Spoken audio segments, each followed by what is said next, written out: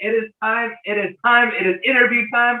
We have Peter, Kim, Charlie from the legendary Emissary. So honored and so happy to have you guys here on the Metal Mixtape in Ashland, in Medford, and billions and billions and billions. And so, first of all, before we get into any music, we'll just go around the room, starting with Pete. Just tell me how you guys are doing surviving this crazy world in a paragraph or less. How's everybody doing? Go, Pete. Yeah, everything actually, it's been a crazy time, but, it's really good to get out there, of course, and open for Tesla, direct support. And actually, it was like the gods took over. Like literally the wind cleared. There was wind going on. It wasn't 1,000 degrees. And, it was a great show. We got to play, and it was amazing. And then we had a great times going off and touring with the Redwood Metal Fest and the S2S festival. It was really good to get together. We hadn't played in years. Of course, me and Tim have in Sonic Octane, but Emissary hadn't played in 25 years. So it was pretty amazing. What do you think, Tim? Well, Emissary is my favorite band of all time, period. I will always say that. That means a lot to me. Starting that band and, finding Jim and him helping me navigate the Southern Oregon waters there, because I wasn't, I'd moved there to go to college and didn't know anybody, wanted to start a band and did. But right now, dude, exactly. This is all God stuff, man. God came and said, you know what? You deserve a great show. And to get back with your guys right when Sonic Octane kind of halted all our touring, we had some dream come true tours set up, with bands like we were going with Saliva and Trapped and Quiet Riot and Molly Hatchet. We were going out, and then it all got canceled. And then Emissary came up, and we got this Tesla show, and I was just like, dude, freaking Tesla, dude. It's Tesla. Oh my goodness. So, and then that day happened. And it couldn't have been better. Some people tried to ruin it here and there by being jerky. Doesn't matter. It was dream come true, and I'm ready for more. What about you, Charlie? How you doing, man? And how does it feel to be reunited with Emissary and playing these shows, man, during our these crazy times? My world is spinning just fine. It was a pleasure meeting these guys. I'm the new guy. Bought in from this iconic band that I've heard about. It's just amazing that to be a part of it. They took me under their wing. It took me a while to learn the songs correctly. Phone calls in the middle of the night. Phone calls like with one note. I would call Tim and just say, "What is that?" And it was just we fine-tuned it down. You saw the show, did the Tesla show.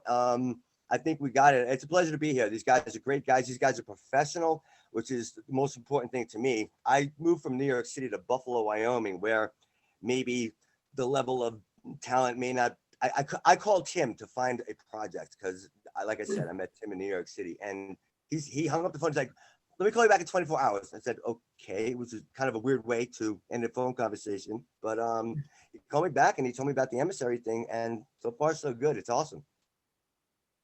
Dude, that's awesome. That's awesome. I'm gonna move back to Pete. We're gonna dive into music.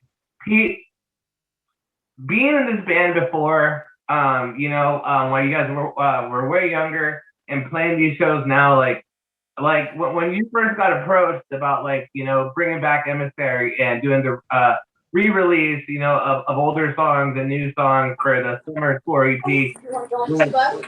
How did it all hit you at once? Was it like nostalgic at first, or like what was your thought process when you got the call?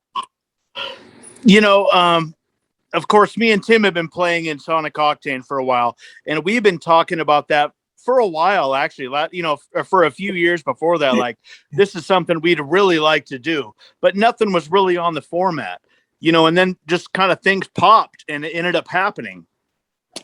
And I'll have to say, I'm not going to say my age at this point. What? But I was in my early 20s when I joined Emissary, like 21, 22 years old. And it was such an amazing experience. And I honestly feel like it was my first real experience with a good band. And so, getting back and doing this, it brings back a lot of those old feelings of just like, this is where it's at. This is where I need to be, and it's, and I think the rest of the band really feels the same way. It's like our heart was there, and it just like the energy we wanted to put out comes out. It's actually very, like, you can feel it in our music. And when our CD and vinyl and all that come out, I think everybody will definitely feel exactly what I'm saying right now. You can feel the energy in it because all of us, it's really close to our heart. Jim Harris, Tim Dolan, me, myself, Peter Sean Kinney, Eric Hoover, and then of course a great addition with Charlie Francipane. It's things are going really well. And I couldn't be happier. I really couldn't. Dude, that's awesome, man. We'll go to Tim on this next one. So Tim, your senior homies, man, it's been a long time. All these memories are coming through. Oh, God. As far as like, maybe let's just say you, Tim, and let's just say the whole band, what do you think is a huge difference from you guys bringing back the project now and how you guys were when you were in your 20s? You noticed? Sure. No.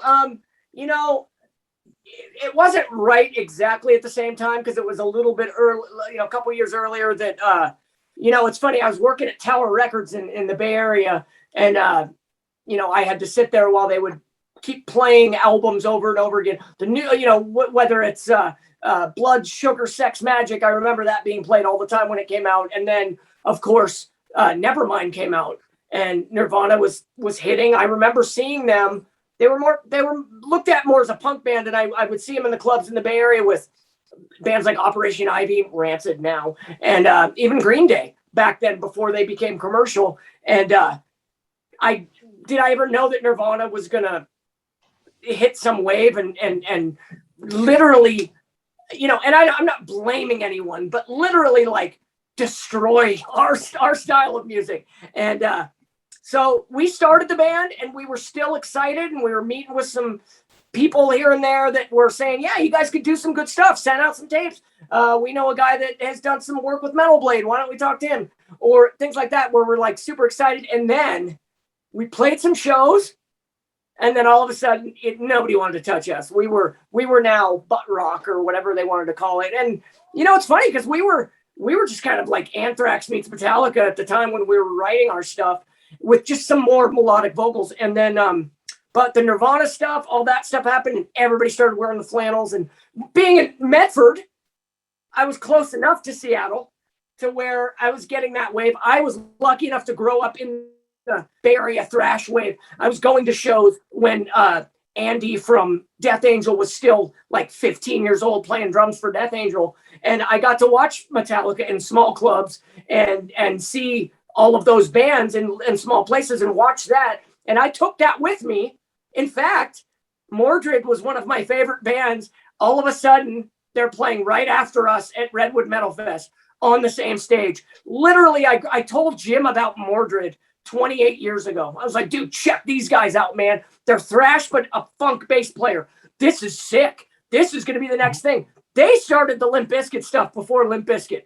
Just go listen to Mordred, people. And they were so tight. They were so tight live. So good. And they started it all. And all these other bands went and are doing it. And they got all the accolades for it. But so anyway, my point is I brought that thrash element. Jim was a little more mainstream. We put that together and we started writing.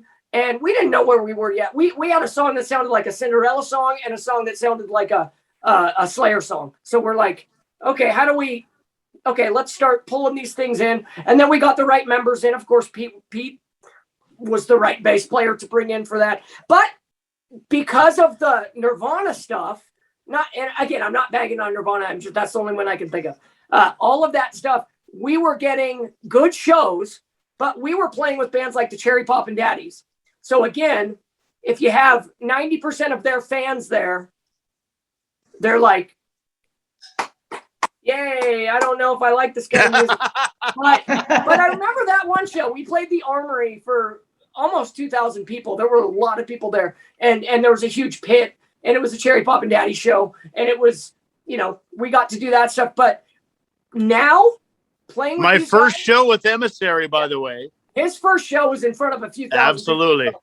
That was a memorable show. And I will say that now the difference, just everything we've all gone through. I left and joined cover bands, and I was like, okay, I'll do that so I was like the 20 years of being in cover bands, and out here cover bands are a big deal, like lights and fog and hundreds of people a night. That's how it was when I moved out here. Now it's all done. All of that stuff's dying, and it's the tribute stuff. And where are you from, Tim? I don't think you mentioned that, my friend. Which part?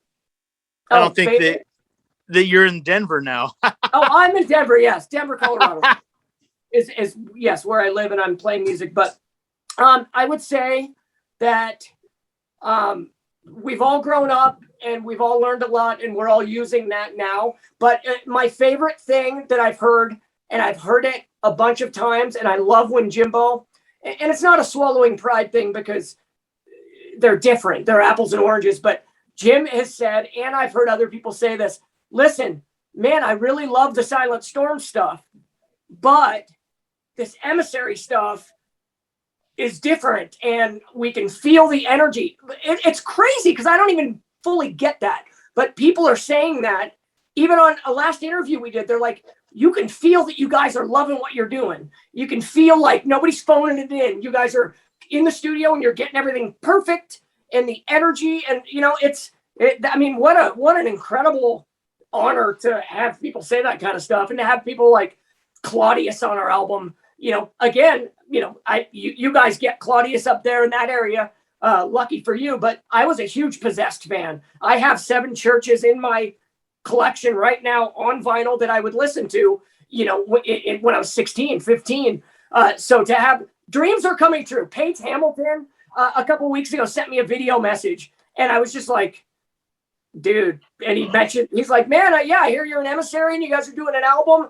Awesome. I can't wait to meet you. And I'm like, fucking Paige, dude, because I'm a huge Helmet fan. And I was a huge Helmet fan before I moved to Medford and even knew that he was from there. So, and I'm sorry, I'm super ADD, so I go off. But the difference now, we're all more mature, and everybody wants this, man. Nobody's wavering. Everybody wants this. And then how in the world, I thought we were going to play, and I'm just using terms from your place, like a Johnny B's show, or I can't even name the places because it used to be the Union Club and Time Out. Which we love, Johnny B's, man. Awesome. Sure, I hear good things about it. But I thought we were going to play a cool club show with some other cool local bands, and I was stoked to do that as our reunion show. And then all of a sudden, no, you're going to play the fairgrounds. And I'm like, okay. And I think it is a God thing, and I'm sorry if that bothers people. Something happened when all of the other stuff got canceled that we worked so hard for, Pete and I on the other end. I mean, we had some incredible things set up, and that all went away for whatever reason, not just COVID, for other reasons.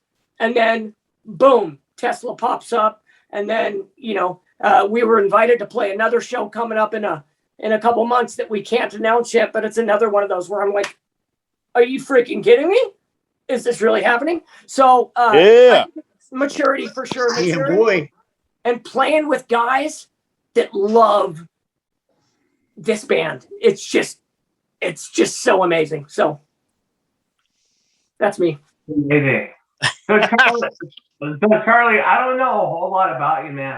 But tell me a little bit about how you grew up playing metal, and how exciting was it that your first show with this band was in front of Tesla, man? Tell me about just how you grew up playing guitar, and maybe a little bit of your emotions leading up to this show. I can tell you this: it was such a cram job. I think it was 5 weeks, Tim, before from step one. Here's our first song to the Tesla show.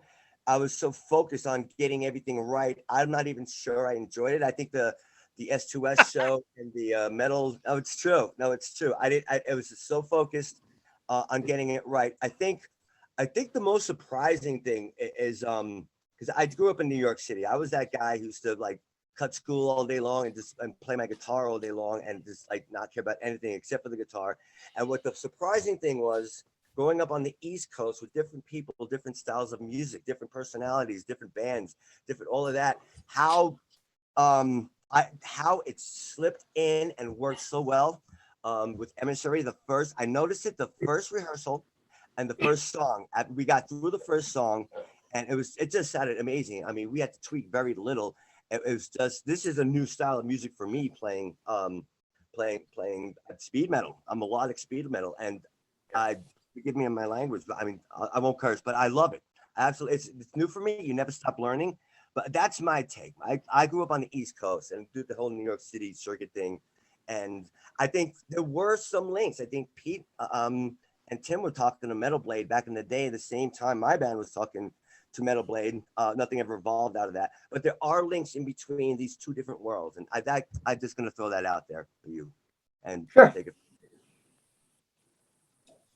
That's awesome, man. That's kick-ass, dude. So one thing you guys have been doing, not only just playing all these festivals, but you guys released a summer tour EP, and I believe it was 3 demo songs and 3 new songs. Am I correct? Yes, yeah. correct. Three of the old versions, and then 3 of the new album versions that not many people have heard yet. But yeah. And we still got like 4 to go, I think, right, Tim? We're doing 5 more. Yeah, 5 more. Okay. We're gonna have eight total, I think, on this album. Yeah. That's awesome, dude. So have you guys been doing it all yourself? Yeah. Aside from Doug Hill producing it, which is really great about Doug, is he came in and it was kind of an honor. Again, a guy that worked with Mastodon and Helmet and bands like that. I'm just like, okay, I don't want to send him my tracks and he laugh at them. He's going, oh, look at this little guy doing it. But he actually sent me a compliment recently. He was like, there's no freaking way you haven't been like playing every day for the last 30 years, because everything you've sent me has been pretty spotless. And I'm like, that's what a wonderful thing to hear from a guy like that. But with him, and at first he was like, yeah, just send me the stuff, whatever, I'll mix it. Then this was really exciting too, because he started like, wait a minute, what if we do this?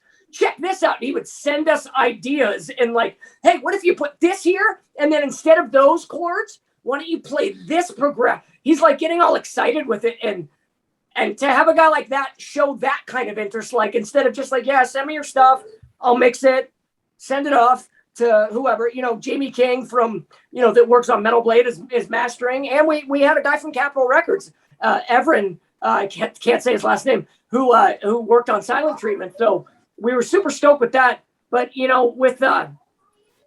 with all of this, we're just, Eric does the drums, and then he'll send me the MIDI of the drums he did, and I will just nerd out on it, and I will go in and I will clean up anything that needs to be cleaned up, and I may tweak a fill here or there, just simply because, again, not everybody's fully equal. Jim and I basically were the ones that sat originally and wrote these a long time ago. So we had these definite ideas for certain things. So I will tweak the drums, then I will send the drum stems to Doug, and then I will send all my guitars. The first for Silent Treatment, I sent him like 92 tracks. And he was like, what the fuck, dude? Just guitar. Because I'm like, and then Paige Hamilton even chimed in and said, yeah, dude, now with the technology, definitely double your stuff, double your rhythms. And then, you can go a little more, you can double your doubles, but as long as, and Doug's a panner guy. He likes hard right, hard left panning. So it really thickens things up. But I went overboard. I probably did 8 rhythm tracks and then doubled those. What a liar. He's like 300.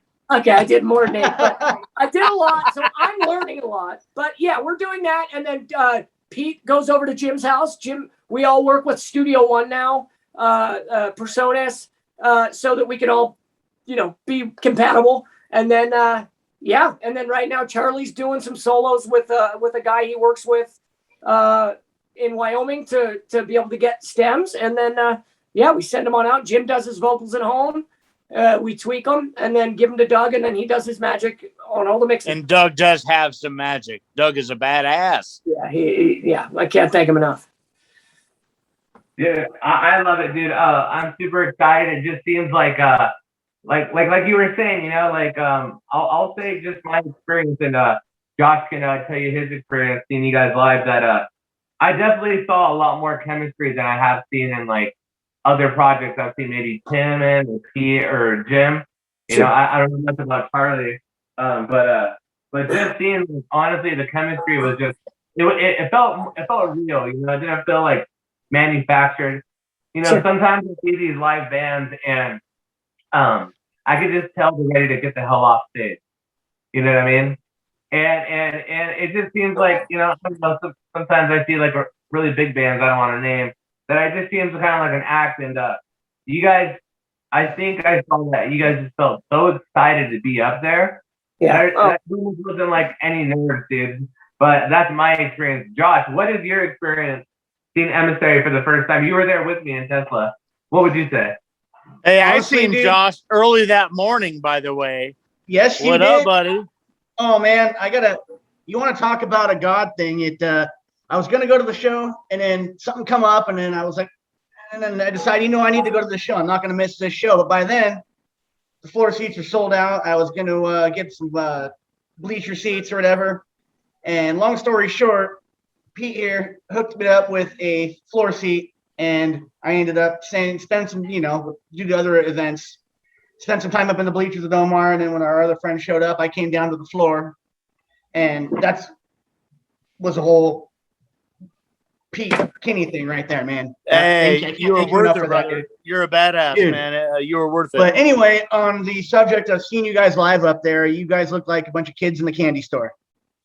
Exactly. Like I could see, I even though I watched you guys up in the grandstands, I could see smiles on faces, man. And it was everybody was having a good time up there, and we were having a good time up there in the grandstands, man. You guys sounded great, and it was just it's whether it's you guys or any other band I've seen live that you can tell is just genuinely having a good time.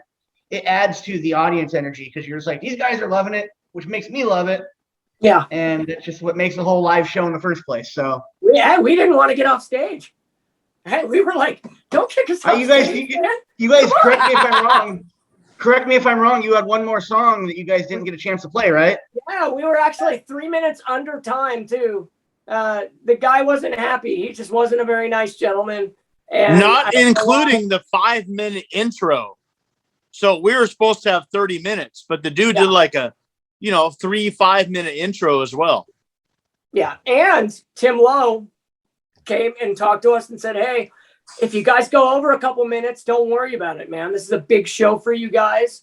Don't start adding songs after your time's over. But if you're 2 minutes in, if you look and you're like, oh, it's we're already 31 minutes in, finish your show. But the guy was really, really in a bad mood. So, and I'm not going to talk anything about anybody, but that couldn't even ruin it. We didn't want to get off. It was amazing. And, not because it was awesome. And I had, a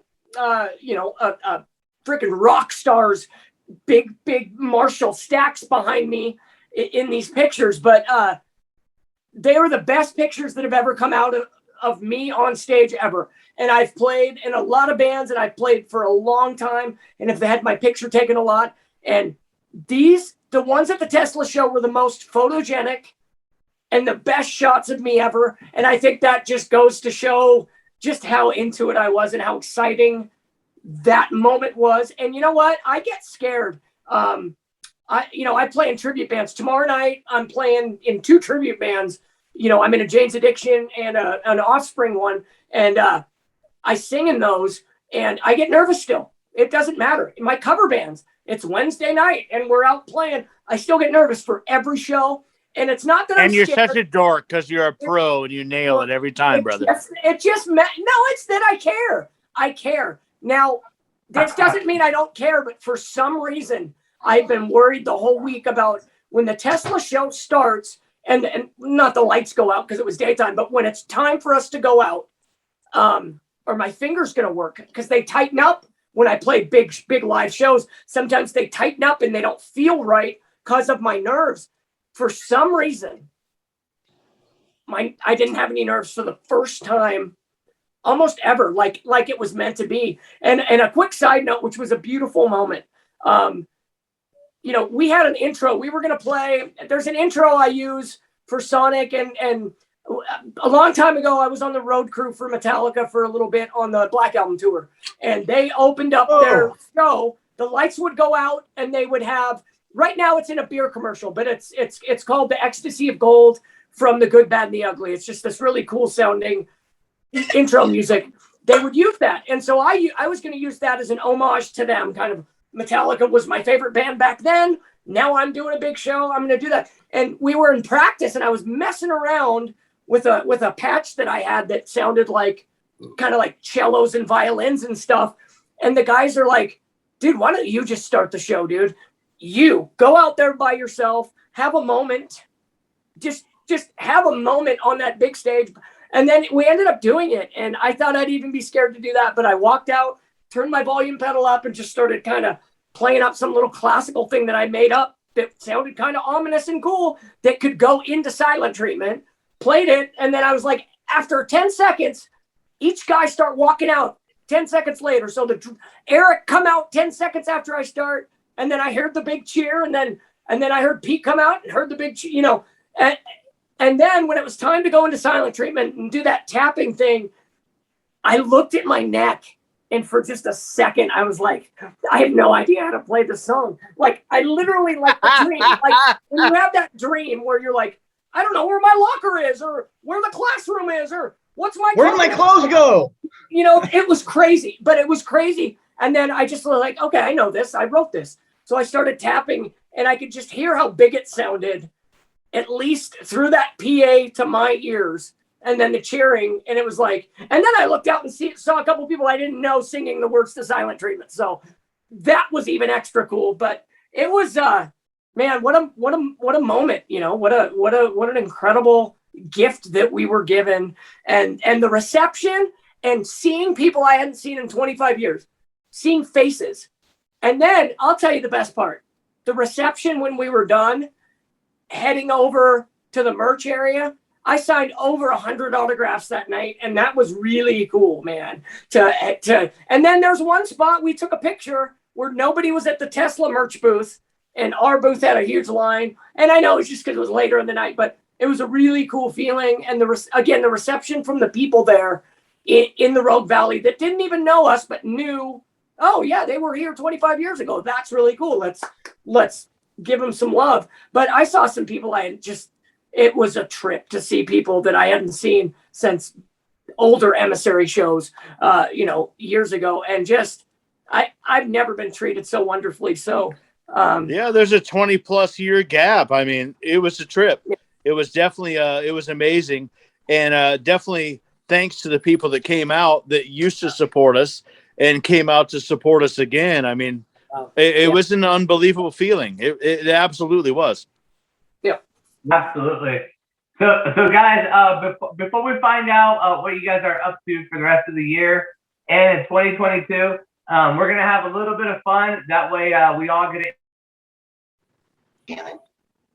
We are gonna start with Charlie. Charlie, I'm sorry, but you were cutting out a little bit. I'm sorry. Okay, no, I was saying, this is a part of the interview where I'm gonna go around and ask everybody a bunch of random questions, and I was wondering if you are ready. I am ready. Yeah. All right, Charlie. If you could play for any band in any era, dead or alive, for one set, what is that one band? It would be Emissary 2021. Yeah. All right, Tim. You're next. Any band, any era. You can't say Emissary for one set. What band is that? I would play, I'd have to say Kiss Metallica. Kiss and Metallica, both. Yes. Yes. All right, Mr. Peter Kenny. If you could play with any band in any era, I know you're a beautiful singer too. So if you want to sing for any band, any era, one set, dead or alive, what is that band? You know, I will go for bass, not vocals on that, and I would say, oh my gosh, Tough one. Machine Head. Absolutely Machine Head. Nice choice. The blood, the sweat, the tears. Yeah, that's what's up. Burn My Eyes should be in every Metalhead's album, period. I mean, it should be in your collection. If you're a Metalhead, Burn My Eyes, right there. Bam. I've got a random question. I know I haven't really talked much, but I kind of got thrown on the spot on this last night. Omar was like, we're going to do this tomorrow. I'm like, I have absolutely no time to write questions, but I got a random one for y'all since we're asking random ones. Good. Hit it. All right. Question, it's two-parter. So question one is favorite pro wrestler, and question two, part B is if you were a pro wrestler, what would your finishing move be? Starting with Pete. Starting with Pete. Oh, okay. Carly and Tim. Wow. Okay. You know, I actually used to.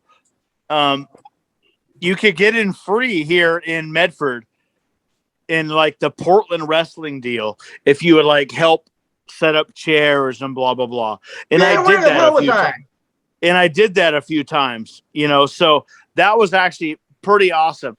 And so, like, I did stuff for like Mean Mike and blah blah blah. Anyway, Andre the Giant. That's mine too. Yeah. I love Andre the Giant. And I'm sorry, what was the other top of that, Josh? If you were a professional wrestler, what would your finishing move be?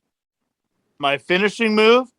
Yeah. Oh, maybe some like Superfly Snuka, like straight off the ropes, dude. Just like boom, bounce and nail. I mean, like that. Yeah, that might. I mean, that's pretty dope, right? Come on. Oh hell Props. yeah! Yeah. Flying headbutt off the top rope, yes sir. I mean something. I mean, right off the top rope, just like ba ba ba ba ba. Boom! All right. Love it. We're going to you, Charlie, next on this question. Okay. What is it? It's the same question. If you could be any wrestler, who would you be? And also, what would be your finishing move? I think I might show my age here, but I was gonna mention Superfly Snuka, but I loved Dusty Rhodes back in the day. Yeah. Yeah. Hard times, baby. Let me tell you, hard times. I think my personal finishing move, which absolutely works very well, is a baseball bat between the eyes. That would be my. That would end it. That's a New Yorker right there, man. That's a New Yorker. You guys are awful.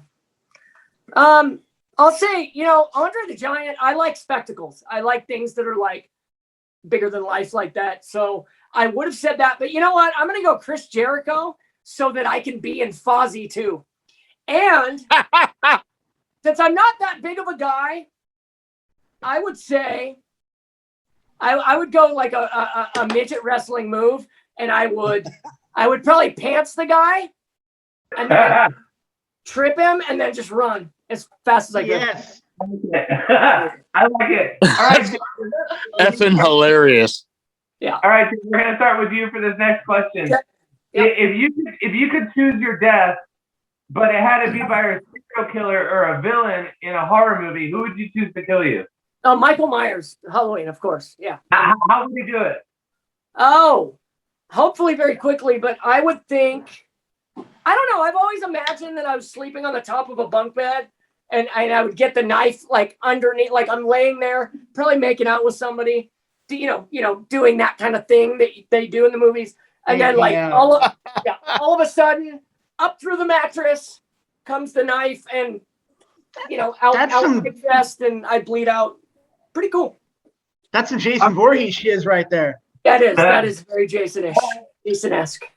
All right, Pete. Love Same it. question. If you could choose your death, by a horror somebody in a horror movie or a villain, and how would you choose to die? Oh, I would definitely have to go with a little bit of Freddy Krueger.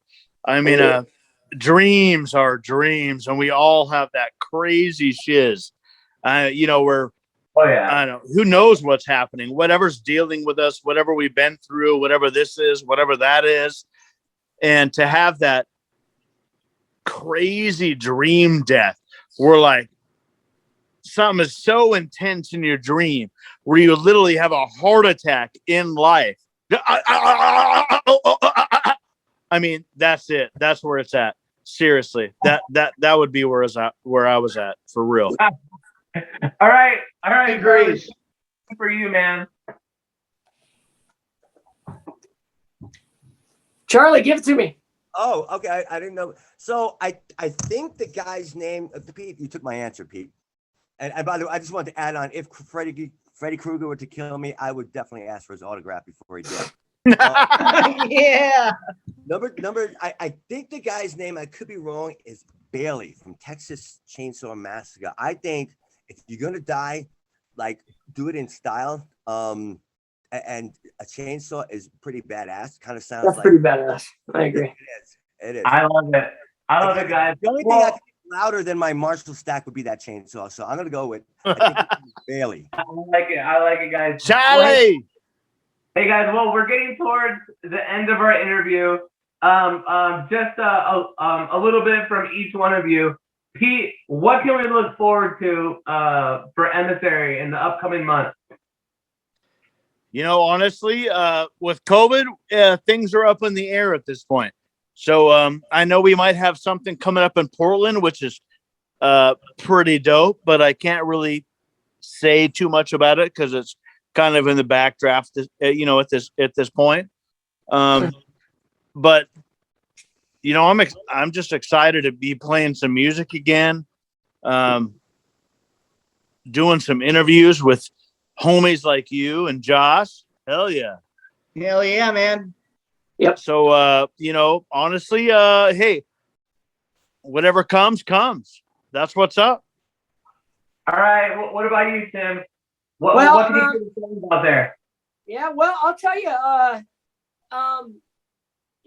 we're still plugging away on the album. We have a few more songs to get done, and we're definitely trying to get that done before the Christmas season and all of that. And because of the vinyl factories are so backed up, we'd like to have the release before January for touring reasons and getting on people's lists. But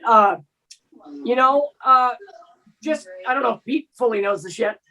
But right after this album's done, we're starting on number 2 because we already have our backlog of songs that we're writing right now. So we're gonna keep going. Our second album, we're gonna start recording right when this one's done. And aside from that, if we have something coming up around November and December, some live shows, that would be great if that happens. And then from there on, all we have is some stuff possibly in April of next year, and then something in Chicago in May, I think. But hopefully, hopefully we'll be able to fill up the calendar, and we are itching to get on with a band and hit the road, and maybe we'll hit up Blind Illusion because they seem to be really interested in us. So that was really cool. So maybe they gave us their info, so maybe we'll hit them up. They wanted to go out with us and play some shows, so hopefully we'll get to do that. That's all I know. Final thought, Charlie. What can you tell us? What are you excited about in upcoming months and years? Watching it all evolve into reality. I think look, these guys make it work. They've proven that so far, and I just want to say it's a pleasure to be here as the new guy, stepping into a very old project where people I just want to thank everyone for accepting me for me as I was not part of the crowd back in the day. It's just interesting and fun at the same time. I love these guys. You rock, Charlie. Love you, you're a killer, baby. Well, Pete, Tim, Charlie, I want to thank all of you guys for making time. I'm going to play some Emissary on the show. Yeah. You can find Emissary on Bandcamp, Facebook, Instagram. Google them. They're there. Peter, Tim, Charlie, I love you guys. Love Thank you, so brother. much for your time. Much love, dudes. Thank you so much. Thank you, guys. And shout out to Captain Manhattan too. And I hope everybody has a big heavy metal, huge safe night. Yes, Yeah. and definitely. And let me throw one Woo-hoo-hoo. thing. Can I throw one thing in here? I apologize to Eric and Jim who could not join us tonight. They're just not feeling great. You know, there's some crud going around that it isn't COVID, but I'm just saying that people are not feeling great, and they just weren't feeling great this week. We got worn out, and I just want to say to them, we couldn't do it without those guys. Of course, they are the glue that holds this band together, and so we're grateful for them sitting at home and listening and hoping they're enjoying, and that we didn't embarrass them too much. Rock on, boys. Hey, Much appreciate love to Omar Rodriguez Omar. and Josh York. You guys kick ass. Thank you so much. And Thank you thank you so for the much. opportunity to talk to you gentlemen KSKQ tonight. You had a Radio great time. TV. You guys are awesome. Thank you so much. All right, much love, guys. We have been talking to Pete, Charlie, and Tim from Emissary. Yeah. Millions around the world. Thank you so much for being on the Metal Mixtape. Millions Hey, love you, Grateful. brother. Billions. Take care. and billions. Yeah.